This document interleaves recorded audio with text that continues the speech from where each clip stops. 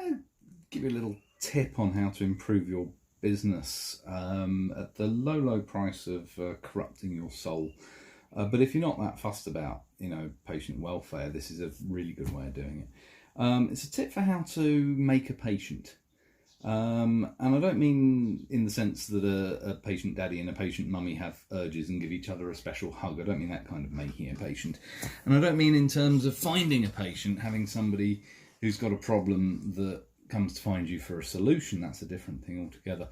No, I'm talking about actually creating a patient, how to make somebody who wasn't ill, because then you can charge them all sorts of money to fix them.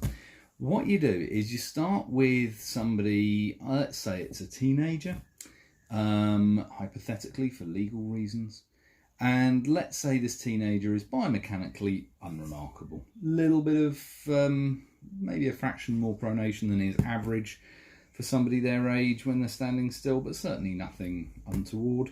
Little bit more movement in the knees than perhaps is average, again, nothing untoward. And a certain amount of aching in the legs. Now, this aching in the legs is below the knee, and it only takes place when they've been walking for more than 30 minutes or so. Doesn't happen when they're doing PE or anything like this, and it only happens towards the end of the day. So in other words, after a day at school, after a day where they've walked 30 minutes to school, and on the way back from school, their legs ache a little bit. Unremarkable. Now you're probably thinking, this is a perfectly normal teenager who's just getting a little bit of muscular aching towards the end of the day. It's not a patient, can't do anything with that. And that's where the really clever bit's coming in. Now what you've got to do is you've got to make them believe that they're ill. Now there's a few ways you can do this. First of all, you think about the language you're using. If you say that the perfectly normal age-appropriate pronation, refer to that as the bones in the feet are collapsing.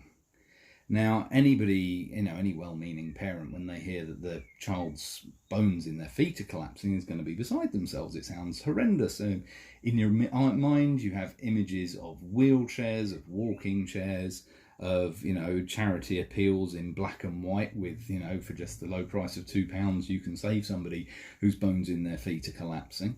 And then you throw in a few sort of little highballs like hypermobility. They have hypermobility, or better yet, hypermobility syndrome. Now, don't worry if this person wouldn't actually score anything on a hypermobility scale. I mean, there are scales like the lower limb assessment score and the Baton scale and the Brighton score, but you don't actually need to worry about how they would score on that. You can just sort of, in general, say they're hypermobile and that's why their legs hurt. So remember, this is a perfectly normal amount of age-appropriate movement and a fairly unremarkable amount of muscular aching. But already we've repackaged it as the bones in the foot are collapsing. They suffer with hypermobility syndrome, and that's why they're getting pain. Now, obviously, if you tell the person that, a couple of things are going to happen. First of all, they'll do anything at all. They will pay to go back and see the osteopath or the chiropractor or the podiatrist or the FHP or whatever. They'll keep paying to go back there so that they can be corrected, because apparently collapsing bones can be corrected. And of course, you can sell them insoles all the live long day because you've got to stop the bones in the feet collapsing.